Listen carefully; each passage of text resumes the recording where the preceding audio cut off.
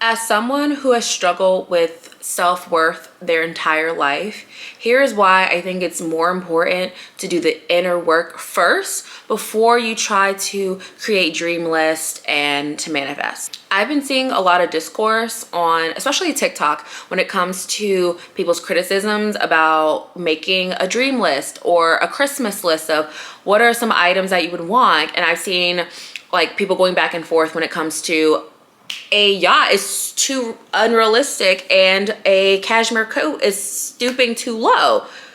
And I think that this argument is irrelevant, completely irrelevant, if you haven't done the inner work to even feel like you deserve that cashmere coat or you deserve that yacht. And yes, those are two very different brackets when it comes to wealth. And I mean, even a cashmere coat may not be realistic for some people. So there's no judgments about that. But what I really want to talk about is why doing inner work is going to get you whatever you want out of life, whether it's that coat, whether it's that yacht, whether it's a new house, whether it's a new car, whatever it is, doing the work on yourself is the starting point and the foundation that you need to lay in order to really create the life that you deserve and that you dream of. My own manifestation journey has not been easy, and I think that's why I'm so passionate about talking about doing the inner work, because I can tell you, I picked up or found that book, The Secret by Rhonda, I think her name is Byrne, and I would say like 2013 when I graduated from college. And yes, was I able to pick up on some great tips and manifest some things that I really wanted? Yeah, I remember that summer I wanted to get a new job. I wanted to move to a certain city, to Richmond at the time. And was I able to do that within a short amount of time, like a couple of months? Absolutely. But my whole issue with manifesting, and it's not an issue with manifesting in itself, but my issue throughout my journey of learning how to manifest and learning how to create and get things that I wanted out of life was being able to hold it and make sure that I not self-sabotage. But when you don't have the self-esteem, when you don't feel like you're worthy of things, when you don't feel like you're good enough for things, it's hard to hold on to things. Like, it's like having a plant potter that has a hole at the bottom. Like, no matter how much water you put into the pot, it's just gonna come right back out. You can't hold any of the water because you haven't done the work to heal those parts of yourself that didn't feel like you were good enough. And so I really think it's important to do the work on yourself so that when you call in what you want, your desires, whether that is writing them out in a journal or just praying about it or doing your manifestation rituals around it, whatever form of manifestations you use, because prayer is still a form of manifestation. If you don't agree, then maybe this isn't the channel for you. But no matter how you spew it, because it's all going to source, it's all going to the universe, it's all going to God, spirit, again, whatever you want to call it, you've got to know exactly what you want, and you got to feel that you deserve it. It's not just a feeling of being in a certain place in a certain time, because if you feel like, I'm on a beach, but then your brain goes to, why would I ever be in St. Bart's? How could I ever get the money to go to St. Bart's? Like, I'm not even worthy of that. I don't have the dream body I want. Like, all you're doing is negating and canceling that out. And it took me a very long time to realize that, because I would be able to manifest something that I really wanted, like that new job, or I'm a realtor, so manifesting a new client or like some random money, things like that. But then I would slide back to like times of despair. So it would be like something really great would happen. I would get like a really great deal, and then my life would just go back to like plummeting. And I was so worried about what that meant for me. But really what that meant was that I just truly didn't feel good enough. I couldn't hold it. I couldn't hold what I wanted. I couldn't hold that money in my bank account. I couldn't maintain that relationship. I couldn't find the partner who's truly meant for me, find the friends that I truly wanted, and the career I really wanted, because I was struggling with feeling like I really deserved it and that I could hold on to it. It was like I was on a continuous loop of, I want this thing, but I don't feel good enough. So then you self-sabotage, whether that is an action or just a thought, because again, from our minds, our mouths to God's ears, to, oh, of course that didn't work out because I know that I'm not worthy of it. Duh, like this is just proving that I'm not worthy of it. And that's just a dangerous loop and a dangerous cycle to be on, because you just inevitably end up feeling worse and you feel like crap, because it's like, I really want this thing. The world is showing me that I don't deserve it. And the world is only showing you that you don't deserve it because you don't feel like you deserve it. And so when you get that output of, oh, I didn't get what I wanted, it just gives your brain that confirmation of, yeah, that's because you don't deserve it.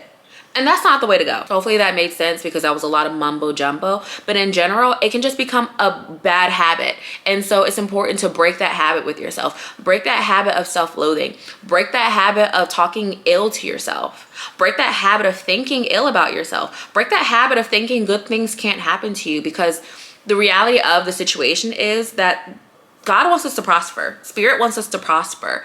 But Spirit can only do so much and meet you halfway of where you are. I don't know about you, but I don't like feeling like I have to pray and be like, please, like, and beg for something that I really need. No. If I maintain how I feel about myself, if I maintain my self-worth, if I maintain my value, if I maintain that I get everything that I ask for and I ask for really great things, then Source is here. Like, I'm already meeting Source halfway all the time. So they've just got to meet me. And it's so much easier for God to meet you when you feel like you are deserving. Because again, we're not put on this earth to suffer. God doesn't want us to suffer, but God does want us to realize our worth. God wants us to realize and love ourselves enough to know that we can have anything that we want out of life. And so as 2025 is wrapping up and you're thinking about your goals for next year, thinking about what you want to accomplish, and you're starting to feel that angst, because I used to feel that angst of making goals, but in my brain knowing that I wouldn't accomplish them, and having journal after journal or goal list after goal list, vision board after vision board, in which I've accomplished nothing on it. And it's because I wasn't creating these things with the intention of success. I was creating these things with this, like, more of a idle type of mindset. And when I say idle type of mindset, it's like looking at people on reality TV or YouTube and just saying like, wow, they live such a great life, but never thinking that you can actually have it. It's like, it's this weird feeling where you're like, oh, I want this, but I don't actually feel I can have it. And if you're on my channel, then you probably have felt that way when it came to when you made a vision board or a goal. It's like, I don't actually think I can do that. And isn't it disappointing when you look back at that list and you're like, wow, I got nothing done? Why did I get nothing done? Again, it just reinforces that loop of I'm not good enough. And wouldn't it feel so much better to make a goal list with that feeling of I deserve this, I know that I deserve this, and why I deserve it, and what I want and why I want it, and I know that I am worthy of it? Wouldn't that feel so much better to your self-esteem? Wouldn't that feel so much better to your nervous system, to feel like I finally feel good enough? And let me tell you, it takes a while to get there, because if I'm honest, and I've talked about this on my channel several times, I didn't really feel good enough until the end of 2023, because I finally had enough with myself. I finally felt like enough is enough, India. When are we finally going to shoot for the life that we want? When are we finally going to take our life serious? And when I mean take our life serious, that doesn't mean I haven't been taking my life seriously. Like, I went to college, I did all the things I was supposed to do, right? I mean taking my life serious in the sense of live for me. Not live for other people, live for me, and truly hone in on who I am. Truly hone in on what has been the disconnect between getting from point A to point B. What is a disconnect with me not feeling good enough? And that takes time. It takes time. It takes learning about yourself. It takes real healing and really reflecting on things, which is not easy. But as you trim at those dead leaves, as you sow up those dead seeds, new ones plant. New ones plant, and new leaves grow, new fruit grows to replace those ill feelings. So as hard and as tough as it may be to get through that sowing season, once you get to the other side of it, there's no going back. There's no going back. Even when you have those little moments of, I feel a little lack here, or I feel a little unworthy here.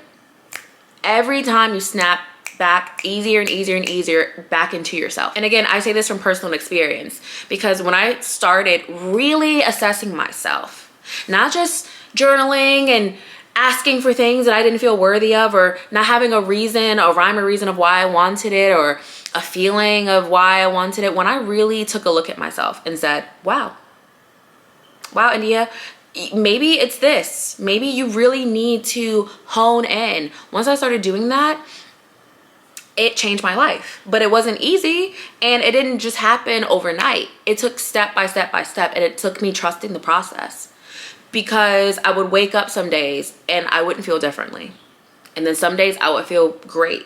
And it would be like this, which that's just the normal process of life for human beings. We're not always going to feel 100%. And I don't believe in positivity over everything. Like, no, I believe in being authentic and having feelings. That doesn't mean you take your feelings out on other people. Well, that's a whole nother thing. But having real feelings. And it's okay to have those feelings and to feel like, will I ever get on the other side of feeling like this? And then one day you wake up and you don't feel the same. And this, again, sounds so woo-woo, and it sounds so like, oh, of course, like maybe that's just a you thing. No, this is for everybody. I'm not exempt. I'm not the exception to the rule.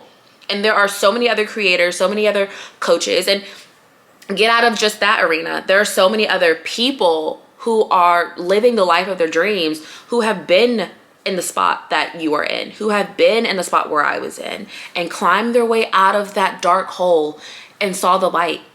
And once you see the light, there's no going back. And so trust the process. Work on yourself on a daily basis. And that doesn't mean doing hard things. Make it work for you. I have had to journal every single day for the longest in order to wrap my brain around like better feelings. And do I still like to journal every day if I can? Yeah. Am I busier some days than I am other days? Yes. But I always have that tool. And so when I do have little moments of how am I going to do this, or how's that going to happen, I journal about it. But once you're able to get out of that really dark space and you start seeing the light, you already have affirmations in your head or thoughts in your head, like, or just your brain composition is different. Like, it's hard for me to explain. I was a psych major and I studied psych, and I've read books about the neurology of your brain and how things transform. But I don't got those words right now. I don't got it. All I can say is that you wake up and you feel differently, and it's important to trust the process of it. It's just like with any muscle. You don't go to the gym. I mean, sometimes we do. You don't go to the gym and expect abs after working out one day. Like, you know, that's not really realistic. So you keep going. You discipline yourself to keep going to the gym because you know what you want. And so if you discipline yourself to have different thoughts about yourself, to pour positivity into yourself, to tell yourself you're worthy, to wake up every day and say, you know what? I deserve better. I deserve better than this. The universe has no choice but to match you and to match your efforts.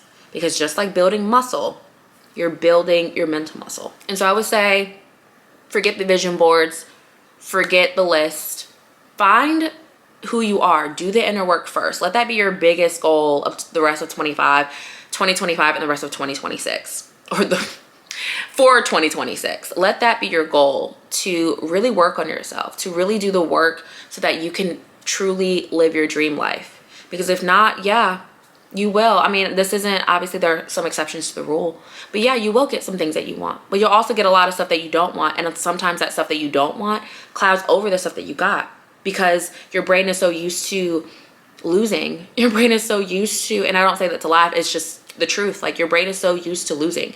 Your brain is so used to failure and saying, I told you so, gotcha, I told you so, that the good things are just like fleeting. But they're not supposed to be. You deserve good things all the time. You deserve a good life. Good things can happen to you all the time. And that's the truth of it. No matter what the world shows you, no matter what the world tells you, no matter what the 3D is telling you, it all comes down to you and how you feel about yourself and how you can wake up in the morning and deal with yourself every single day. So ignore the noise. Ignore people telling you, you can't have that. That's not possible. What do you think is possible? And once you realize, wow, that person has that, that person has that, and you stop thinking about why you can't have it and start thinking, if they can have it, why can't I? Because I'm no different from them. I sleep, walk, talk, eat, play, do everything that they do. So why can't I have that? And then you see these people out here who have so much and are bad people. They don't get that because they're bad. They do that because they know that they're deserving of it. So even though they're bad people, they're still getting what they want out of life because they know that they're deserving. And although people may say that's not fair, like, why are good people struggling and bad people doing well? It has nothing to do at the end of the day with like God saying that you deserve one thing or another. Yes, karma is a whole nother thing, but it really comes down to how you feel about yourself, because the universe, God, the world is going to mirror back to you how you feel about yourself. So it all comes down to you. It all comes down to you, and let that be your focus of 2026, because you are your biggest and best project that you will ever have. With that being said, I hope that you enjoyed this episode. If you did, I would love a subscribe, a comment, a like. This is also on Apple and Spotify if you're listening on my podcast. So if you're on my podcast, then please leave a 5-star rating, a comment. Also following me on there as well would be very much appreciated. But with that being said, I hope you guys have a great rest of your week, and I will talk to you soon. Bye.